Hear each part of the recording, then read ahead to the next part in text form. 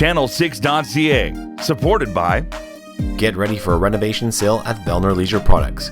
As we work to expand our service bays and offer you even more services, we want to get you in on our great sale of fifth wheels and trailers. Vellner Leisure Products, the RV store in the corner with a fountain, Red Deer.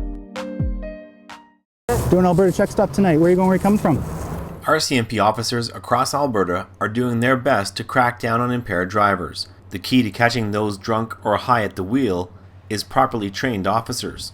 While many of you have heard about check stops and roadside devices that can detect your alcohol blood level, how do officers detect those who are impaired by drugs? You're about to find out.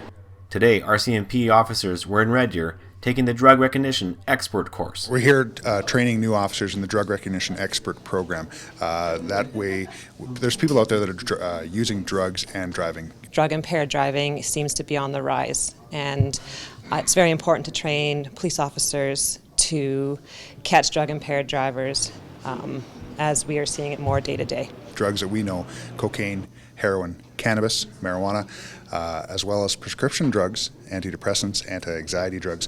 They're mixing those, they're using them to excess, they're abusing them, and then they're driving and causing injury, death, mayhem all over our roads here in Alberta.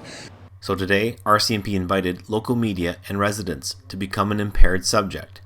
This to help RCMP officers learn how to detect those impaired and administer physical coordination tests to intoxicated subjects.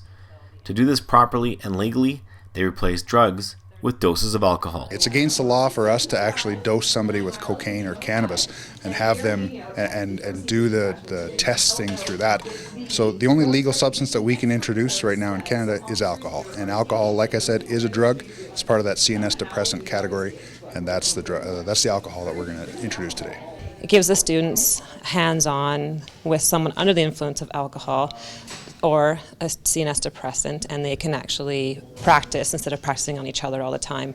It's someone that's actually under the influence of alcohol, and it works for them to actually see real hands-on experience. This is not a free-for-all. This is not how much these people can drink, binge drinking. It's not to that level. This is a calculated approach. We are dosing them according to their sex, according to their weight, according to their drinking history. If I can lend a hand by getting a little tipsy and helping officers learn skills in order to make them better at getting impaired drivers off the road, I'm happy to do that. Well, we're drinking in a police station. That may seem odd, but we're here to actually help new officers learn how to detect people that have been drunk driving or possibly been using drugs and gotten behind the wheel. I'd like to see how I react to it and where my cutoff point should be, or things to look for. I'm a little worried. We've had people who've been here before, and I've been told they get us really drunk. So I expect that's what's going to happen today, and we're going to have to walk some very crooked lines. At 11 o'clock in the morning, one by one, volunteers were pre-tested by the instructors, then marked and given a sobering start. Then the real test began, as they were each given a measured alcoholic drink, after drink, after drink. We'll be taking the first sip of my very first drink. The point is to get us over the legal limit. So we'll be having quite a few drinks this afternoon, and I think my demeanor will change as I drink some more. I'm actually going to be shooting for a little bit today, and we'll see how long it takes before I need to put the camera down and just concentrate on the task in hand.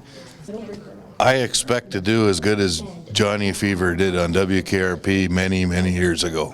All right, Dr. Fever, you are presently sober. You say so? We're training a new slew of DREs that are going to be posted all over Alberta here.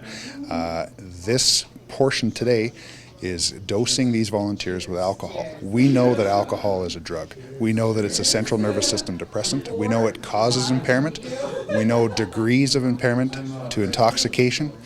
We know what it happens to the person's body when introduced to alcohol.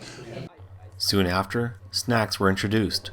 At the midway point, lunch was brought in, and you guessed it, more drinks. Then they were tested to give a halfway point assessment. That's it. Good job. That's it. Great. After another hour of drinking and socializing, it was closing time, and the guinea pigs were asked to blow their final blood alcohol level score, which, to no surprise, was way over the legal limit. But would they be able to pass the officers' physical coordination tests used to detect drug impairment? See it for yourself. These officers today are going to not only measure the psychophysical or those divided attention tests to see if those people can do physical tasks, we're also going to test their bodies. We're going to measure their blood pressure, measure their pulse rate, and look at things like muscle tone and look at the way that their eyes respond. Nystagmus is present when alcohol is introduced to certain levels. For someone to do the divided attention test here, we gave them a series of instructions and we expect them to listen to what we have to say and then perform the way we tell them to. And then we also check their blood pressure, body temperature, and pulse rate to because certain drugs will elevate those and some will decrease them. There's physical coordination tests, walking a line, maintaining their balance on one foot, touching their finger to their nose, and also estimating passage of 30 seconds while they close their eyes and tilt their head back. Very simple tasks that the average Canadian can do easily. We have 7 drug categories, and by doing our hour-long 12-step evaluation, we can take what we learn from our evaluation, put it into the matrix, and call what drug or drug categories the person's under.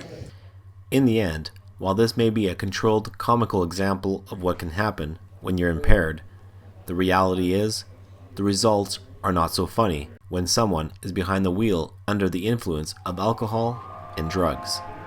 So training like this is crucial for the safety of others. Ultimately, we want to get drug-impaired drivers off the road and to protect the public and loved ones of everyone out there.